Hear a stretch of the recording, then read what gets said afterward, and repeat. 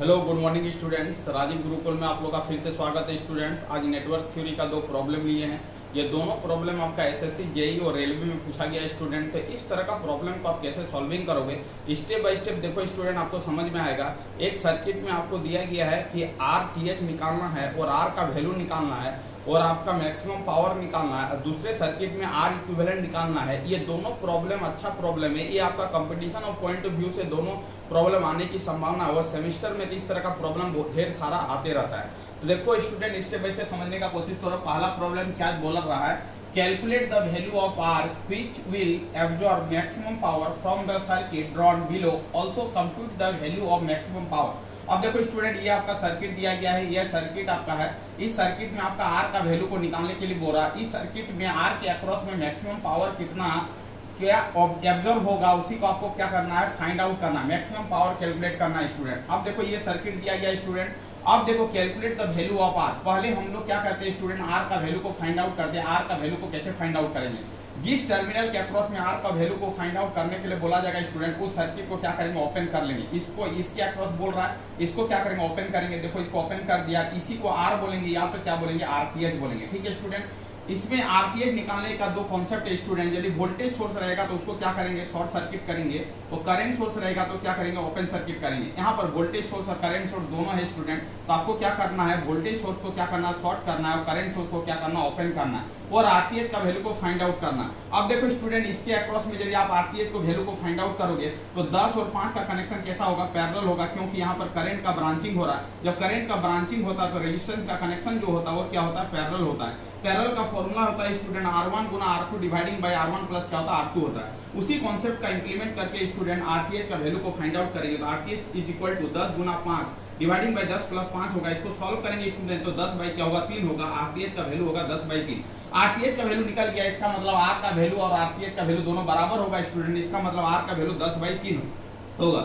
अब देखो स्टूडेंट, आपको बोल रहा है कि मैक्सिमम पावर बोल रहा है, तो मैक्सिमम पावर का फॉर्मूला होता है VTH का square dividing by 4 RTH। RTH का वैल्यू आपका निकल चुका है स्टूडेंट, VTH का वैल्यू हमें नहीं निकालना है। इस सर्किट में VTH निकालने के लिए हम क्या करेंगे, हम देखो नोड का कॉन्सेप्ट का यूज करेंगे। अब देखो 120 है, ये आपका 10 है, इसके अक्रॉस में वोल्टेज ड्रॉप को फाइंड आउट करना है। ये 5 ओम है, ये आपका क्या है, 6 एम्पियर है स्टूडेंट। क्या है, 6 एम्पियर का क्या है, करंट है। अब देखो स्टूडेंट, इस पॉइंट में यदि नोड लगाएंगे तो ये VTH है, तो ये भी क्या होगा, VTH होगा, क्योंकि यहाँ पर कोई रेजिस्टेंस नहीं है। अब देखो स्टूडेंट, यहाँ पर नोड लगाएंगे तो VTH माइनस क्या होगा, 120 डिवाइडिंग बाई क्या होगा, 10 होगा। प्लस लिखेंगे, ये क्या होगा, VTH डिवाइडिंग बाई 5 होगा। और यहाँ पर 6 एम्पियर का करंट क्या हो रहा, नोड में इन हो रहा। तो जब नोड में इन होता है करंट स्टूडेंट, उसको क्या करते हैं, माइनस साइन से कंसीडर करते हैं। तो -6 इज इक्वल टू क्या होगा, 0 होगा।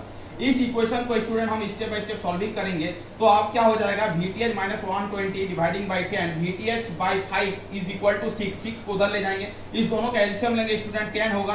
अब देखो एलसीएम लेने के बाद VTH माइनस 120 यार, ये आपका 2 VTH इज इक्वल टू क्या हो जाएगा, 6 हो जाएगा। क्रॉस मल्टीप्लीकेशन करेंगे स्टूडेंट तो 60 होगा। अब देखो ये 120 इधर है, उधर जाएगा तो 120 हो जाएगा। और ये VTH 2 VTH और 1 VTH is equal to 3 VTH होगा। VTH is equal to 180 by क्या होगा, 3 इज इक्वल टू क्या हो जाएगा, 16 वोल्ट हो जाएगा। इसी इक्वेशन को स्टूडेंट सॉल्व करेंगे तो आपका VTH का जो वैल्यू होगा वो क्या होगा, 16 वोल्ट होगा। अब देखो स्टूडेंट, मैक्सिमम पावर का जो फॉर्मूला होता है Pmax is equal to VTH का स्क्वायर डिवाइडिंग बाई 4 RL।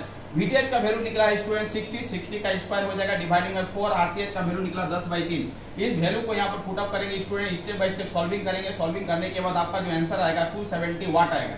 इसका मतलब है इसमें मैक्सिमम पावर जो ड्रॉन होगा वो आपका 270 वाट होगा। और आपका VTH का वैल्यू यदि पूछता है तो इस सर्किट में VTH का वैल्यू होता है 16 वोल्ट होता है। और यदि RTH या RTH और R दोनों बराबर होता है, हम प्रूव करके बता चुके हैं, तो RTH और R का वैल्यू जो होगा 10 बाई क्या होगा, 3 होगा। इस प्रॉब्लम का जो आंसर होगा स्टूडेंट, इतना सारा चीज को आपको क्या करना, कैलकुलेट करके फाइंड आउट करना। इसका मतलब R का वैल्यू 10 बाई 3 होगा और पावर मैक्सिमम का वैल्यू 270 वाट होगा। तो ये प्रॉब्लम का आंसर यही है स्टूडेंट। आपको इसी तरह स्टेप बाय स्टेप आपका सेमेस्टर में पूछे तो आपको स्टेप बाय स्टेप इसी स्टेप को फॉलो करते हुए आपको क्या करना, बनाना है। तो इस तरह का प्रॉब्लम आपका सेमेस्टर एग्जाम में 40 नंबर का पूछा जाएगा। तो आप बेहतरीन से समझने का कोशिश करो और इसी स्टेप का फॉलो करते हुए आपको क्या करना है स्टूडेंट, बनाना है, तभी जाके आपको क्या करेगा, 40 नंबर मिलेगा। अब देखो स्टूडेंट, एक सर्किट दिया गया है, ये आपका सर्किट है। अब 6 और 2 है, 6 और 3 है, ये आपका सर्किट है स्टूडेंट। और सर्किट और 6 और 3 का कनेक्शन कैसा, पैरेलल है। और यहाँ पर 4 है, यहाँ पर 8 ओम है, यहाँ पर 8 ओम है, यहाँ पर 2 ओम है, यहाँ पर 6 ओम है। यहाँ से आपको आर इक्विवेलेंट निकालने के लिए बोल रहा है, ए और बी के बीच में आर इक्विवेलेंट निकालना। ये आपका 6 है स्टूडेंट, ये आपका 3 है। 6 और 3 का कनेक्शन पैरेलल है, तो इसका फॉर्मूला हो जाएगा R1 Guna R2 dividing by R1 plus R2 हो जाएगा। R1 के जगह पर 6 रखेंगे, R2 के जगह पर 3 रखेंगे स्टूडेंट, सॉल्व करेंगे तो आपको मिलेगा 2। इसका मतलब ये दोनों कनेक्शन का सॉल्विंग करेंगे तो आपका 2 आएगा, ये आपका 4 है। और 8 पैरेलल कनेक्शन है स्टूडेंट, इस फॉर्मूला में बैठाएंगे तो आपका हो जाएगा 8 का पैरेलल कनेक्शन क्या होता है, आधा होता है, तो 4 हो जाएगा। ये 6 और 2 का कनेक्शन क्या है, सीरीज में है, तो ये 8 हो जाएगा। अब देखो स्टूडेंट, ये 4 और 4 क्या हो जाएगा, 8 और 8। ये 8 और 8 क्या है, पैरेलल कनेक्शन है, तो 8 का पैरेलल कनेक्शन क्या होता है, 4 होता है। ये आपका क्या हो जाएगा, 2 हो जाएगा। अब आपस में ये जो कनेक्शन है स्टूडेंट सीरीज में कनेक्टेड है, इसका आर इक्विवेलेंट निकालना ए और बी के बीच में, इसका मतलब 2 + 4 क्या हो जाएगा, 6 हो जाएगा। तो इस प्रॉब्लम का जो आंसर होगा स्टूडेंट 6 ओम होगा। ये आपका एग्जाम में पूछा गया है, तो आपको इसी स्टेप को फॉलो करते हुए क्या करना है, सॉल्विंग करना है। इस सर्किट में आपका खासियत था कि इस सर्किट के ए और बी के बीच में आर इक्विवेलेंट को फाइंड आउट करना है। तो आर इक्विवेलेंट फाइंड आउट करने के लिए 2 फॉर्मूला होता है। पैरेलल का फॉर्मूला होता है R1 Guna R2 dividing by R1 plus R2 होता है। सीरीज का फॉर्मूला होता है R1 प्लस R2। इसी फॉर्मूले का यूज करके स्टूडेंट इस प्रॉब्लम को क्या करेंगे, सॉल्विंग करेंगे। तो स्टूडेंट इस प्रॉब्लम का आंसर होगा 6 ओम और इस प्रॉब्लम का आंसर होगा 270 ओम। ये दोनों आपका competition of point of view से बहुत ही अच्छा प्रॉब्लम है। ये आपका कंपटीशन में भी पूछा जा सकता है और सेमेस्टर एग्जाम में भी पूछा जा सकता है। ये आपका नेटवर्क थ्योरी का 2 प्रॉब्लम था। इस 2 प्रॉब्लम को स्टूडेंट क्या किया, सॉल्विंग किया। Thank you student. वीडियो के यहाँ पर एंड करते हैं। यदि आप चैनल में नए आए तो चैनल को क्या करना है, सब्सक्राइब कर लेना। हम वीडियो के यहाँ पर एंड करते हैं स्टूडेंट। वंदे मातरम स्टूडेंट।